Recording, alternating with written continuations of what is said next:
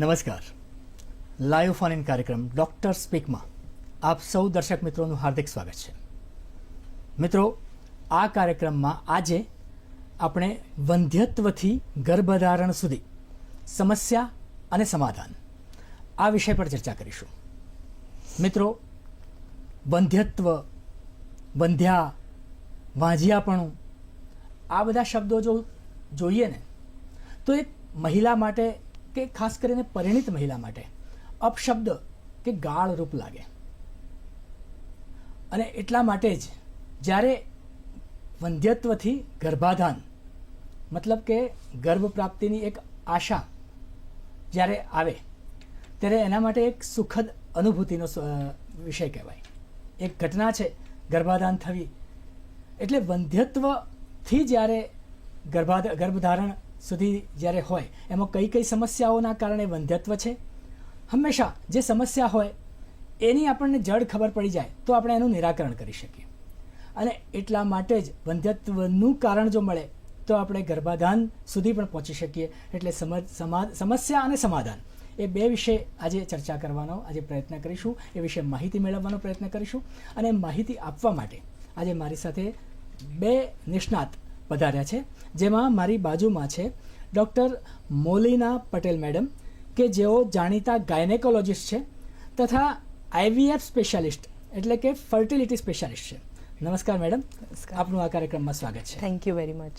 અને એમની બાજુમાં છે ડૉક્ટર નિકેતભાઈ પટેલ સાહેબ કે જેઓ પણ ગાયનેકોલોજીસ્ટ છે, ફર્ટિલિટી સ્પેશિયાલિસ્ટ છે તથા એડવાન્સ લેપ્રોસ્કોપિક સર્જન છે. જો કે એમનો ફર્ટિલિટી પ્રિવેન્શન, પોલિસિસ્ટિક ઓવરી સિન્ડ્રોમ, પછી એન્ડોમેટ્રિયોસિસ જેવા વિષયોમાં પણ એ એમનો રસનો વિષય છે. નમસ્કાર સાહેબ, આપનું પણ આ કાર્યક્રમમાં સ્વાગત છે. Thank you so much. દર્શક મિત્રો, આજના વિષયને લગતા પ્રશ્નો આપ અમને પૂછી શકો છો, જે માટેના ફોન નંબર આપના ટીવી સેટ ઉપર ડિસ્પ્લે થઈ રહ્યા છે, જે છે 079-2685-3814 અને 079-2685-3816. મિત્રો, આપ અમને આ નંબર લગાવી ફોન ઉપર વાત કરી શકો છો, આપના પ્રશ્ન પૂછી શકો છો. મેડમ કે સાહેબ સાથે આપ પ્રશ્નનો જવાબ મેળવવાનો પ્રયત્ન કરો ત્યારે આપ આપના ટીવીનું વોલ્યુમ બિલકુલ બંધ રાખજો, જેથી વાતચીત કરવામાં સુગમતા રહે. મેડમ અને સાહેબ, આપણે જ્યારે વંધ્યત્વથી ગર્ભધારણ સુધી સમસ્યા અને સમાધાન આ વિષય પર જ્યારે ચર્ચા કરવી છે ત્યારે મેડમ આ વંધ્યત્વ કોને કહેવાય એ જરા જણાવશો અમારા દર્શક મિત્રોને? હા, શ્યોર. વંધ્યત્વ એટલે કે અગર કોઈ કપલ છે જે પ્રેગ્નન્સી માટે પ્લાન કરે છે અને લગભગ 12 થી 18 મહિના માટે એ લોકો અનપ્રોટેક્ટેડ ઇન્ટરકોર્સ રાખે છે, છતાંય પ્રેગ્નન્સી નથી રહેતી, તો દેટ મીન્સ કે આ કપલને કોઈનો કોઈ વંધ્યત્વ રિલેટેડ ઇસ્યુ હોઈ શકે. અગર ફિમેલની જે લેડી છે એની એજ 35 યર્સથી વધારે છે તો આપણે 12 થી 18 મહિના ના રાહ જોવાય. અને અગર 6 મહિનામાં જ એ લોકોને રિઝલ્ટ નથી મળતું પ્રેગ્નન્સીનું તો કદાચ એ લોકોને કોઈ પ્રોબ્લેમ હોઈ શકે અને આ દંપતીએ ડેફિનેટલી ડૉક્ટર પાસે કન્સલ્ટેશન માટે જવું જોઈએ. બરાબર છે. એટલે કે પરિણીત પુરુષ અને સ્ત્રી યુગલ જ્યારે 1 થી 1.5 વર્ષ સુધી કન્ટિન્યુઅસ એ જાતીય સંબંધ રાખે છે, છતાં પણ જો એમને બાળક નથી, ગર્ભાધાન થતું નથી, તો આપણે એને વંધ્યત્વ શબ્દ વાપરી શકીએ. ત્યાં સુધી એ નોર્મલ કહી શકાય. તો સાહેબ, આવા વંધ્યત્વનું કારણ શું હોઈ શકે? કયા કયા એવા પરિબળો છે જે આના માટે જવાબદાર છે? આજના જમાનામાં કારણો તો બહુ બધા છે, પણ એને આપણે કેટેગરાઇઝ કરવા હોય તો સ્ત્રી રિલેટેડ કારણ હોય. એમાં સૌથી પહેલાં જો ગર્ભાશયનું મુખ, એની એન્ટ્રીનો રસ્તો થોડો સાંકડો હોય તો આ વસ્તુ થઈ શકે, જેનાથી વીર્યની ઉપર ચઢવામાં તકલીફ પડી શકે. કાં તો બેઉ નળીઓ બ્લોક હોય, કાં તો ગર્ભાશયમાં કોઈ જન્મથી કોઈ પ્રોબ્લેમ હોય, જેમ કે ગર્ભાશય ન હોવું, કાં તો 2 ગર્ભાશય હોવા, કાં તો અડધું ગર્ભાશય હોવું. આ બધા સ્ત્રી રિલેટેડ કારણ છે. અને બીજું એના સિવાય ગર્ભાશયની આજુબાજુ કોઈ ઇન્ફેક્શન હોવું, કાં તો ગર્ભાશય આજુબાજુના અંગો સાથે ચોંટી જવું, આ બી આજના જમાનામાં એક મુખ્ય કારણ છે. બીજું PCOS જે આપણે બધાએ સાંભળેલું છે, જેમાં અંડાશયની સાઇઝ વધી જાય અને ખૂબ જ બધા નાના નાના અંડા ક્રિએટેડ હોય, એમાં કન્સીવ કરવું ડિફિકલ્ટ રહે છે. પુરુષ રિલેટેડ કારણ એટલે જેમાં જે વીર્ય હોય છે એની માત્રા અને ક્વોલિટી જો નબળી હોય તો બી પ્રેગ્નન્સી રાખવામાં તકલીફ પડી શકે છે. અને 25% કપલ એવા હોય છે જેમને સ્ત્રીમાં બી તકલીફ નથી હોતી, પુરુષમાં બી તકલીફ નથી હોતી, છતાં બી પ્રેગ્નન્સી નથી રહેતી. એને અનએક્સપ્લેન્ડ ઇન્ફર્ટિલિટી કહેવામાં આવે છે.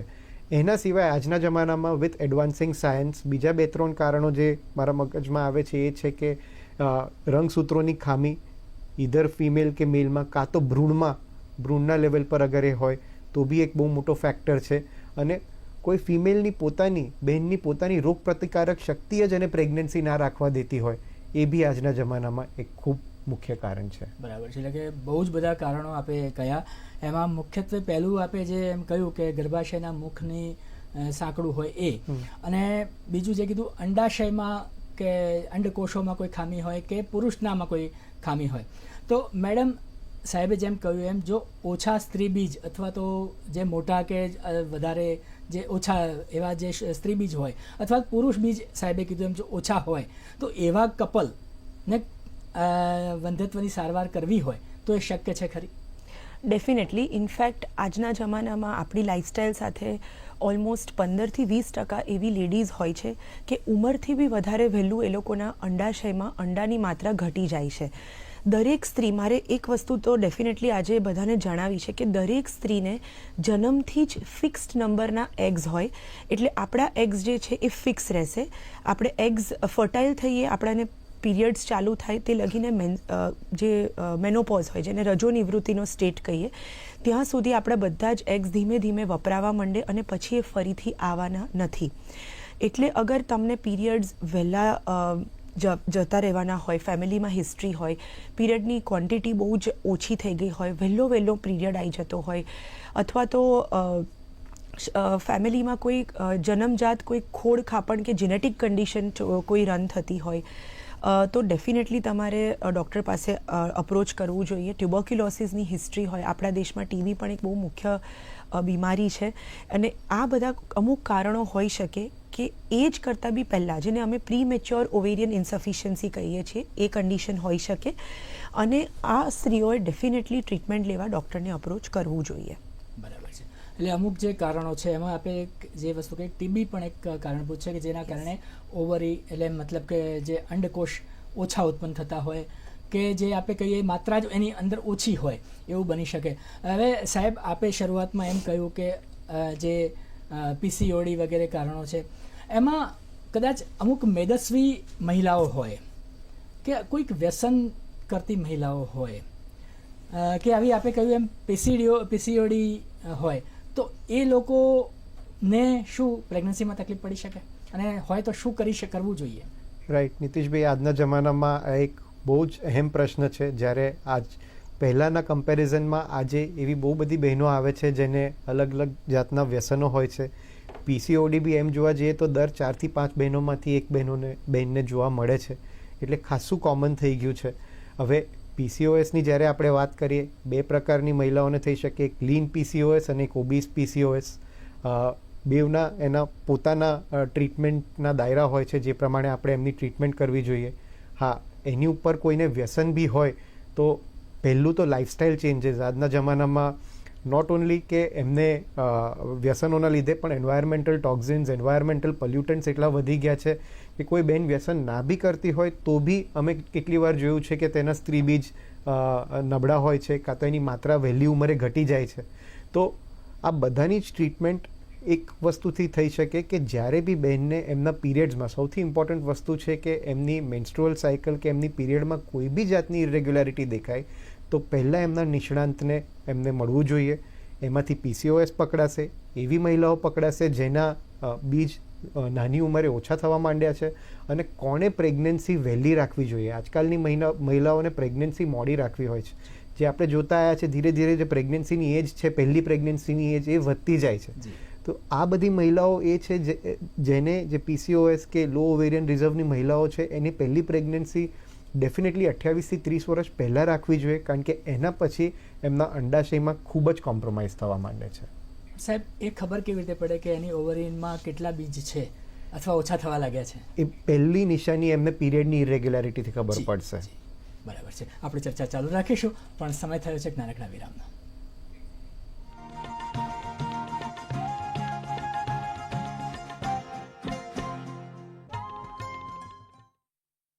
એ પણ સાચું છે કે દર વખતે મારી દીકરીના ભાગમાં તકલીફો આવી છે, એનું કારણ આરાધ્ય જ છે. કે અમર મહેતાનું ચૂપ રહેવું એ વાતનો સંકેત છે કે એના લક્ષ્યને પૂરું કરવા માટે વધુ ને વધુ મજબૂત બનતો જાય છે. આજે મારા કારણે તારી આ હાલત થઈ છે. ના પપ્પા, ના. જે કંઈ પણ થયું એમાં તમે પોતાની જાતને દોષ નહીં આપો. ને આ બધી વસ્તુથી ડરીને તમે તમારા કર્તવ્યમાંથી પાછા નહીં પડતા. આરાધ્ય પપ્પાનું સપનું સોમવારથી ગુરુવાર રાત્રે 9 કલાકે તથા પુનઃ પ્રસારણ મંગળવારથી શુક્રવાર સવારે 9:30 તથા બપોરે 3 કલાકે ડીડી ગિરનાર પર.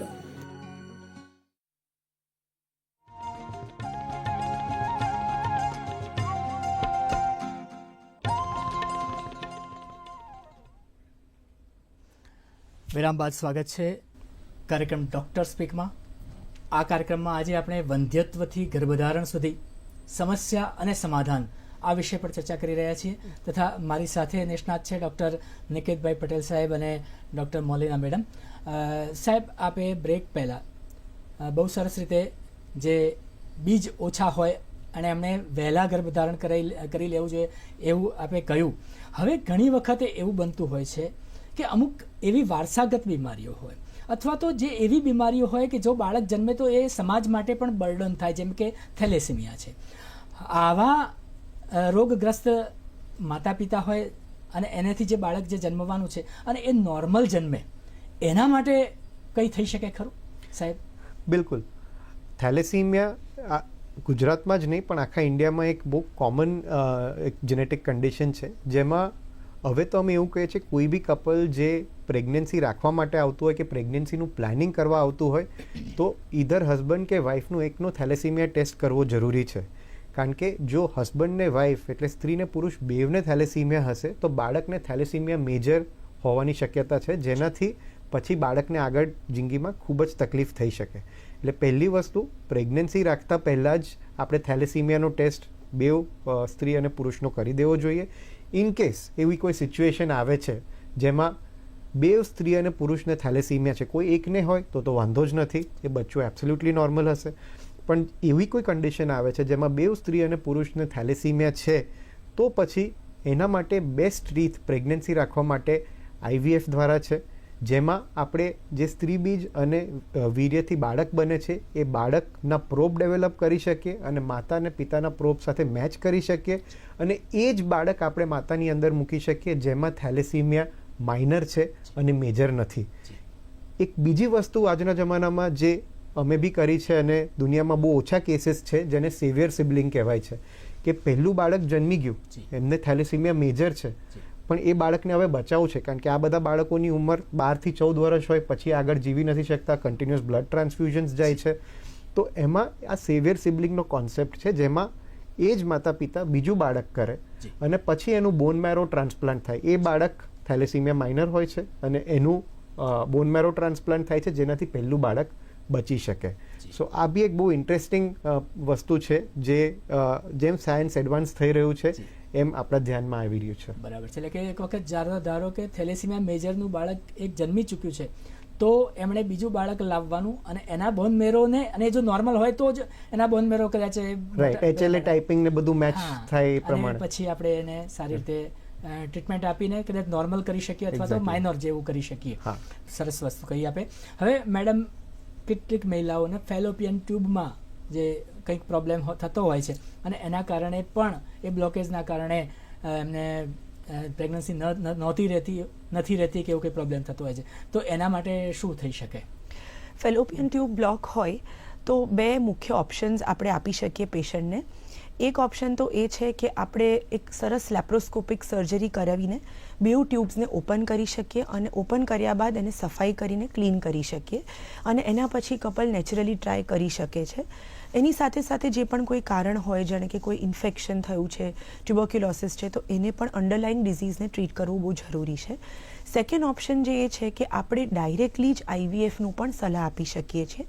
ફેલોપિયન ટ્યુબનું મેઇન રોલ એ જ છે કે એ એગ અને સ્પર્મને મિક્સ કરવાનું જે કામ છે એ કરે છે. અને IVF જેવી ટેકનોલોજી છે એમાં એગ અને સ્પર્મ મિક્સ લેબોરેટરીમાં થાય છે અને ત્યાં જ તમારું બાળક બને છે અને સર્વિક્સના માધ્યમથી ગર્ભાશયમાં રોપાય છે.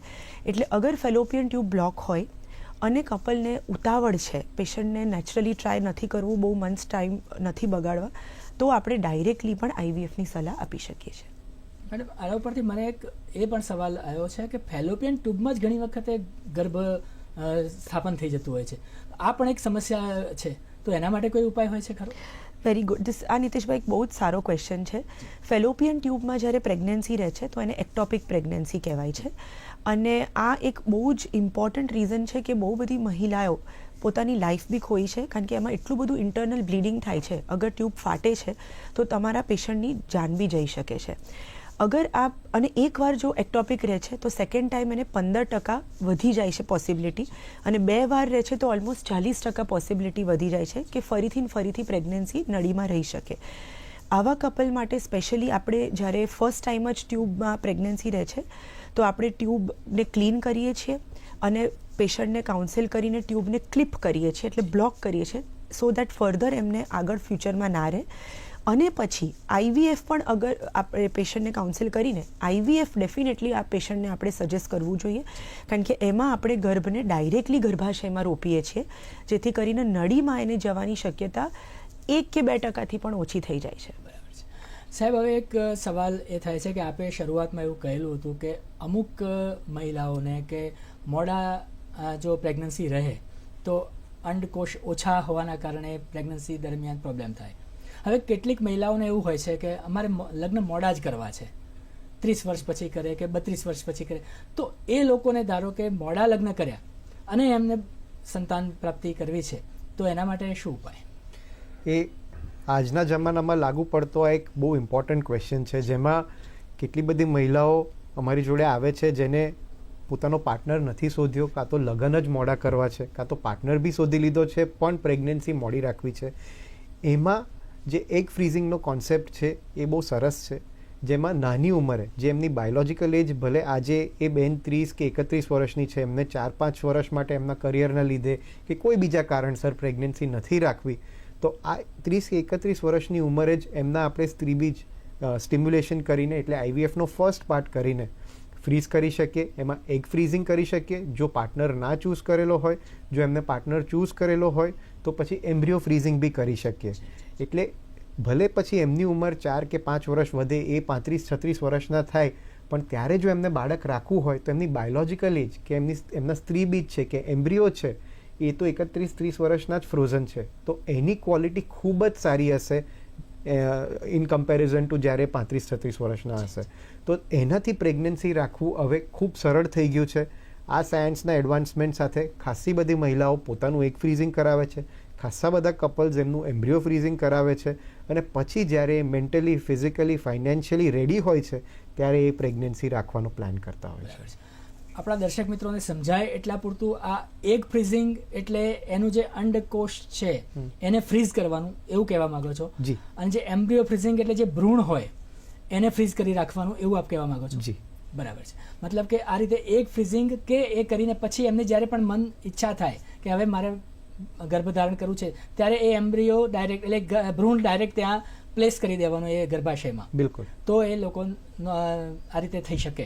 બરાબર છે. સરસ વસ્તુ કહી આપે. હવે સાહેબ, આપે શરૂઆતમાં એમ પણ કહેલું હતું કે ગર્ભાશયમાં ગાંઠો હોય કે આજુબાજુના કોઈ અંગો સાથે ગર્ભાશય ચોંટી ગયેલું હોય તો પણ મહિલાઓને પ્રેગ્નન્સી રહેવામાં તકલીફ પડતી હોય છે, તો એમાં શું થઈ શકે? રાઈટ. હવે ગર્ભાશયમાં ગાંઠો એને ફાઇબ્રોઇડ કહેવાય, ને ગર્ભાશય જો આજુબાજુના અંગો જોડે ચોંટી ગયું હોય એ એન્ડોમેટ્રિયોસિસ કહેવાય. માનીએ કે ના માનીએ પણ આજે 30-40% બહેનોને આ બેમાંથી એક વસ્તુ હોય છે. જ્યારે ફાઇબ્રોઇડ અથવા એન્ડોમેટ્રિયોસિસ હોય છે, આપણે એ જોવું પડે કે કેવો ફાઇબ્રોઇડ છે, એની લોકેશન ક્યાં છે. બધી જ વસ્તુ માટે સર્જરી નથી હોતી. અમુક મસાજ એવા ફાઇબ્રોઇડ હોય છે એને આપણે ઇઝીલી ઇગ્નોર કરી શકીએ, પણ હા, એવા કોઈ ફાઇબ્રોઇડ હોય જે સ્પેસ ઓક્યુપાઈંગ લિઝન હોય, જે આપણે એન્ડોમેટ્રિયમ જે કહીએ કે ગર્ભાશયની અંદરની દિવાલ જ્યાં આગળથી માસિક આવે છે કે જ્યાં બાળક રહેવાનું છે તેની નજીક છે, તો લેપ્રોસ્કોપી દ્વારા એવા ફાઇબ્રોઇડ્સ, એવી ગાંઠોને કાઢવું જરૂરી થઈ જાય છે. લેપ્રોસ્કોપી અથવા રોબોટિક સર્જરી દ્વારા આ વસ્તુ હવે બહુ જ ઇઝીલી થઈ જાય છે. એક ડે કેર સર્જરી છે જેમાં સવારે બહેનો દાખલ થાય અને સાંજે રજા મળી જાય. સિમિલરલી એન્ડોમેટ્રિયોસિસના બી 4 ગ્રેડ હોય છે, 1, 2, 3, 4.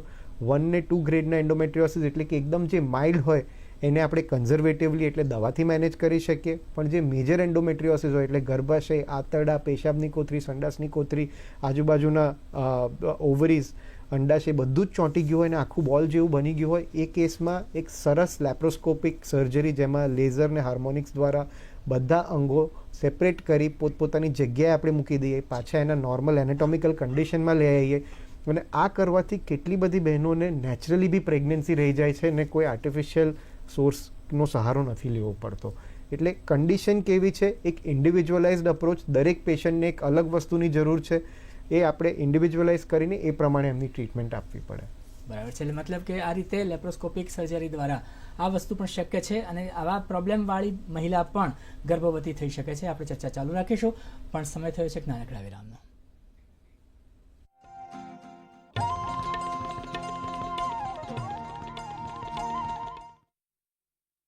एक जमाने से कहानी है सुना रही आकाशवाणी, फिर आया एंटरटेनमेंट का रेवोल्यूशन, जब कोने कोने पहुंचा दूरदर्शन. कहानी नहीं बदली, स्टाइल गया है बदल. जो कहानियां हम सुनते आए देखते आए, अब वही वैसी ही कहानी सुनाएगा डिजिटल. આજે જ ડાઉનલોડ કરો OTT વેવ્સ, નિહાળો મનોરંજન નિઃશુલ્ક.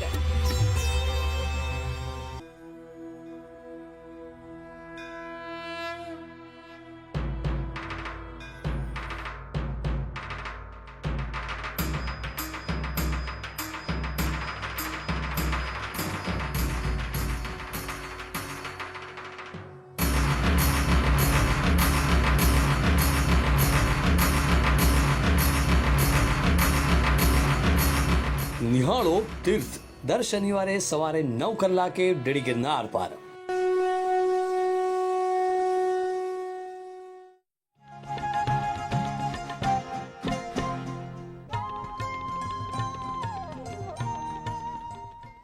વિરામ બાદ સ્વાગત છે કાર્યક્રમ ડૉક્ટર સ્પીકમાં. આ કાર્યક્રમમાં આજે આપણે વંધ્યત્વથી ગર્ભધારણ સુધી સમસ્યા અને સમાધાન આ વિષય પર ચર્ચા કરી રહ્યા છીએ. મારી સાથે છે ડૉક્ટર મોલિના મેડમ અને ડૉક્ટર નિકેત પટેલ સાહેબ. અને આપણી વચ્ચે અત્યારે એક કોલર છે, દિનેશભાઈ પ્રજાપતિ. Hello hello Dineshbhai. હા, નમસ્કાર પંડિત સર. જી, આપ શું પૂછવા માંગો છો? મારો પ્રશ્ન સર એવો છે કે ટ્વિન બેબી એનું કોઈ નિદાન પહેલેથી થઈ શકે છે અને અંડવાહિનીમાં ગર્ભ રહે તો પછી કેટલું જોખમી બની શકે છે? જરૂર, અને એનું નિદાન પણ હોઈ શકે છે? જરૂર, આપણે મેડમને પૂછીએ કે ટ્વિન્સ બેબી હોય તો એનું અગાઉથી ખબર પડે, અને જો અંડવાહિની એટલે કે ફેલોપિયન ટ્યુબમાં કદાચ જો બાળક, એ આપણે જવાબ આપ્યો છે, છતાં પણ એમને ફરીથી એક વખત જવાબ આપો કે કેટલું જોખમી છે. હા દિનેશભાઈ, હવે છે ને મોસ્ટલી બધા જ કપલ્સ જ્યારે IVF કરાવે છે ત્યારે એ લોકો એક જ બાળક પ્રિફર કરવા માટે હવે એ લોકો ડૉક્ટરને કહે છે કે અમારે પહેલાંથી જ એક જ બાળક મૂકવું છે, એટલે કે સિંગલ એમ્બ્રિયો ટ્રાન્સફર. આ હવે લેટેસ્ટ ટ્રેન્ડ થઈ રહ્યો છે. વેરિયસ રીઝન્સ માટે ઘણા બધા કારણો છે આમાં. કપલને માનસિક, આર્થિક રીતે, શારીરિક રીતે બે બાળક એકસાથે નથી ઉછેરવા હોતા. એટલે એક વસ્તુ છે કે એક પ્રિવેન્શન આપણે કરી શકીએ કે પહેલાંથી જ જ્યારે આપણે ટેસ્ટ ટ્યુબ કરીએ છીએ ત્યારે એક જ બાળક ગર્ભમાં ટ્રાન્સફર કરીએ. આના અલાવા નેચરલી પણ અગર તમારા વારસામાં, ફેમિલીમાં હિસ્ટ્રી હોય ટ્વિન્સ રહેવાની, તો 3 થી 10% કપલને નેચરલી પણ ટ્વિન્સ રહી શકે છે. ફેલોપિયન ટ્યુબમાં અગર એક બાળક હોય કે બે બાળક હોય એ વસ્તુ ડેફિનેટલી જોખમવાળી છે. આનું એક જ નિદાન છે કે ધ સેમ ડે કે તમારે પીરિયડ મિસ થાય છે, તમે ડૉક્ટરને અપ્રોચ કરો. અમુક બ્લડ ટેસ્ટ છે જેને અમે રેગ્યુલરલી ચેક કરતા જઈએ જેથી અમને આઈડિયા આવે કે કદાચ ટ્યુબમાં પ્રેગ્નન્સી હોઈ શકે, અને પછી અમે અલ્ટ્રાસાઉન્ડ કરીએ એટલે સોનોગ્રાફી કરીએ જેથી કરીને અમને ખબર પડે કે બાળક ક્યાં ચોંટ્યું છે, ગર્ભાશયમાં કે નળીમાં. અને એ પ્રમાણે કાં તો અમે દવા આપીને એને સુકાવી શકીએ, કાં તો પછી અમે સર્જરી કરીને એને ક્લીન કરી શકીએ. એ ઓપ્શન રહે ડિપેન્ડિંગ કે કેટલા વહેલા ડિટેક્ટ થયું છે અને 1 કે 2 બાળક નળીમાં રહ્યા છે કે નહીં. બરાબર છે. મતલબ કે દિનેશભાઈ, આપનો પ્રશ્નનો જવાબ બરાબર મળી ગયો છે. સાહેબ, એક ટૂંકમાં પૂછવા માંગુ છું કે કઈ ઉંમર મહિલાઓ માટે ગર્ભવતી થવા માટે યોગ્ય ગણાય? પ્રથમ મારા હિસાબે કોઈ બી મહિલા માટે આજના જમાનામાં ફર્સ્ટ પ્રેગ્નન્સી 28 કે 30 વર્ષ પહેલાં રાખી દેવી એ એક બરાબર ઉંમર કહેવાય છે. બરાબર કારણ કે એના પછી જ અમે જોઈએ છીએ કે ખાસા બધા પ્રોબ્લેમ્સ શરીરમાં ક્રીપિન થવાના ચાલુ થાય છે. બરાબર છે. એટલે કે જો લેટ પ્રેગ્નન્સી રહે તો એના કારણે ઘણા બધા પ્રોબ્લેમ થતા હોય છે. ડૉક્ટર નિકેતભાઈ સાહેબ, ડૉક્ટર મોલિના મેડમ, આપ અહીં દૂરદર્શનના સ્ટુડિયોમાં આવ્યા, અમારા દર્શક મિત્રોને જે ખૂબ સારી માહિતી આપી તે બદલ આપનો ખૂબ ખૂબ આભાર. નમસ્કાર. Thank you very much. Thank you. દર્શક મિત્રો, આ જ રીતે આપણે મળતા રહીશું. આપ સૌ સ્વસ્થ રહો, ખુશ રહો. નમસ્કાર.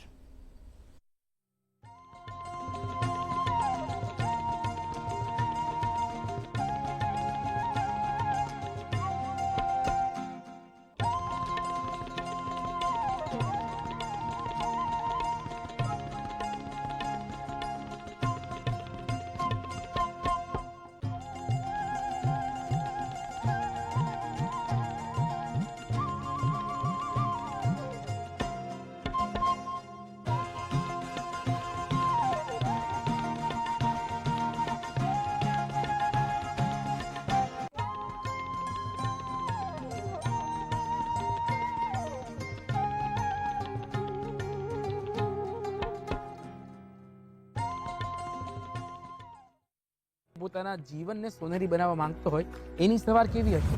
જીવનમાં દરેક દુઃખને હસતા હસતા સહન કરો. કારણ કે રાત્રિ ભલે ગમે તેટલી લાંબી હોય, પરંતુ વહેલી સવાર સૂર્યના જે કિરણો છે તે અજવાળું લઈને આવતા હોય છે. શરીરમાં મસલ્સનો ઉપયોગ શું છે? મસલનો